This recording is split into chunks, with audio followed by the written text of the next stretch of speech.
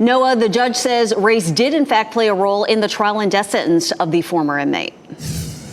Renee, exactly that breaking ruling coming in with just the last 60 minutes. This case has been going on for nearly a year. The issue, though, even longer. The judge heard 2 weeks of arguments last February in the case of Hasson Bacote. Bacote was convicted of murder, sentenced to death in 2009 after a teenager was shot and killed during a robbery. Bacote was one of more than 100 inmates to file a lawsuit under the state's Racial Justice Act back in 2010.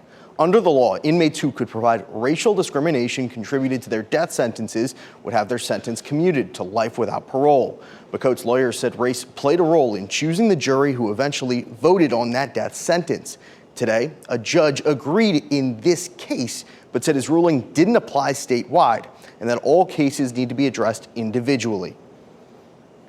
We expect that there will be efforts by other defendants to bring their meritorious claims to justice.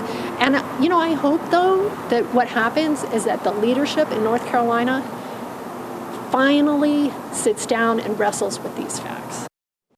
Important to note here, this ruling, it doesn't change anything for Bacote himself. His death sentence was commuted by Governor Roy Cooper as one of his last acts back in December. However, he did order a review of all capital cases in that district, which is made up of Johnston, Harnett, and Lee counties.